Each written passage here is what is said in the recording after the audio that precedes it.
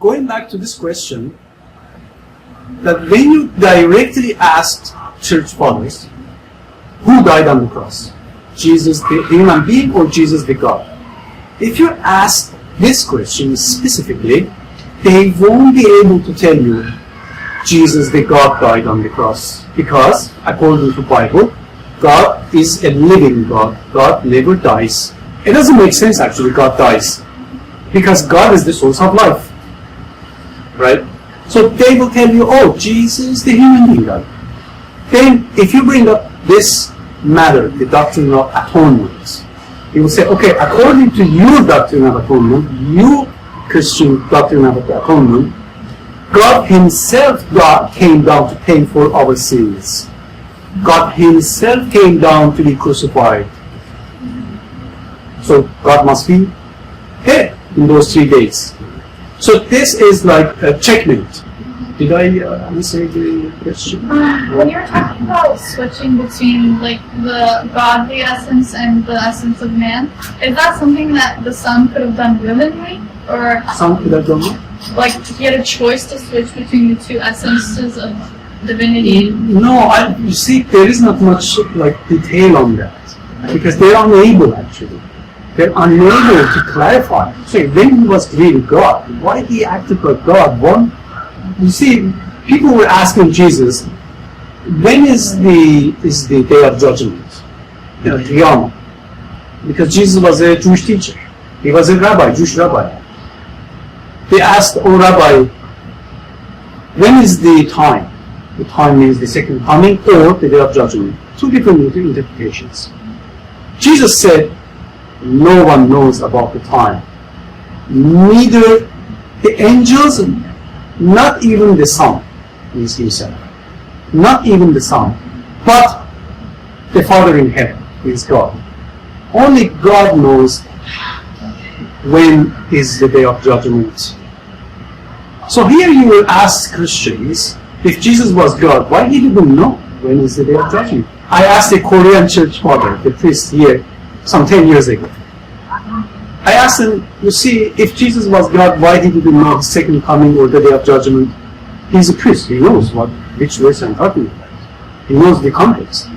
He said, oh, He didn't want to tell people, He didn't want to expose the day of judgment. It's a secret. I said, but Jesus didn't say it's a secret. Jesus said, I don't know. He said, even angels don't know. Even Holy Spirit doesn't know. Only God the Father knows. It means the knowledge is with God the Father, not with God the Son, not with God the Ghost. So they're not saying, what kind of God is this that doesn't have all the knowledge? You see, Jesus wasn't like scared of telling, hey, it's not your business. I'm not going to tell you when is the time, when is the second coming, when is the day of judgment. He wasn't shy. He could say that. He says, I don't know. And He was saying the truth. So when you say, okay, if Jesus was both human and God, according to them, it means He was more than God the Father. Because God the Father is only God. But God the Son is God and human. Let's say one of you is only a son or a daughter, not mother, not father, just a daughter.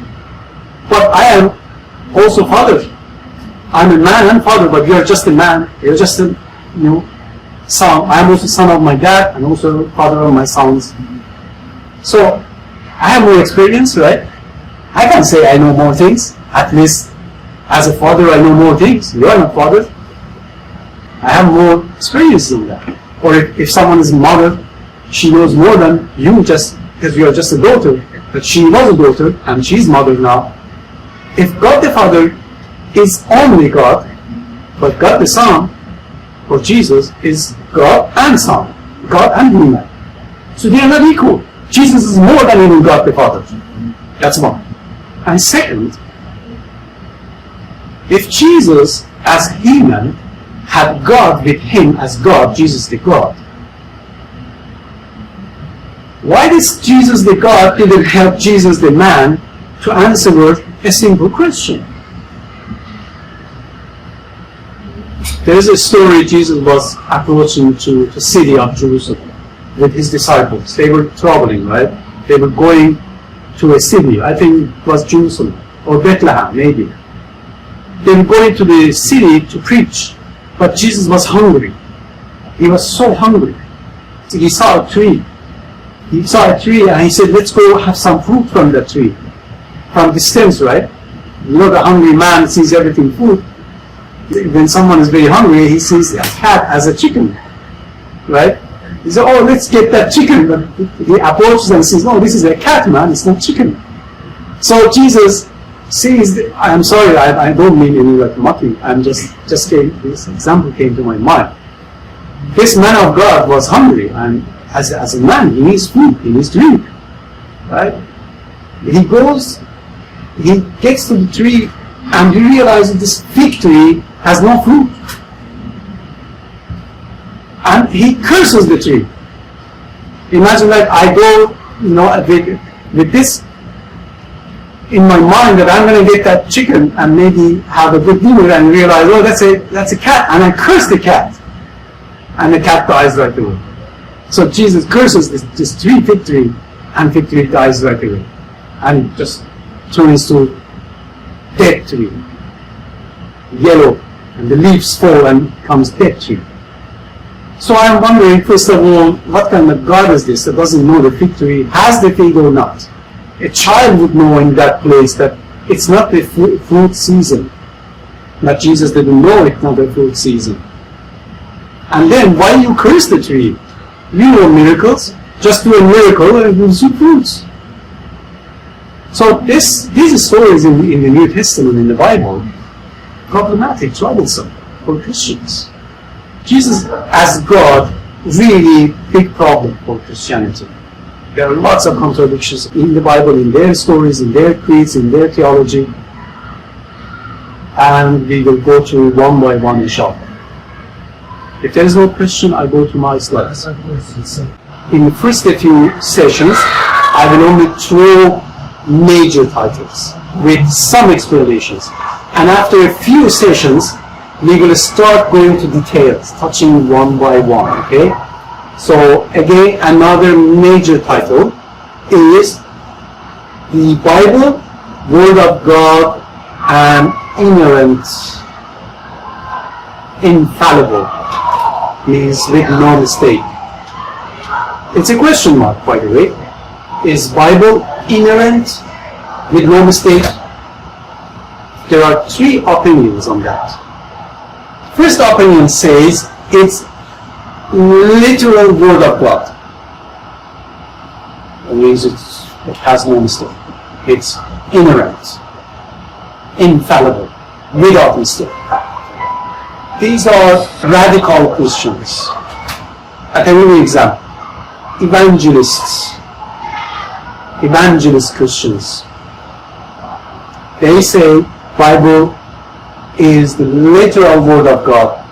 Any word, any dot you see on the Bible is from God. Human being never added anything, never changed anything. That's opinion A, opinion 1. For hundreds of years, if not thousands, more than 1,000 sometimes, some area, entire Christians believe that. For hundreds of years, entire Christianity believed it until the revolutions happened in Europe. And the era of questioning, era of science, and people criticized everything, including the Bible. Then another opinion came. Some Christians realized that there are mistakes actually,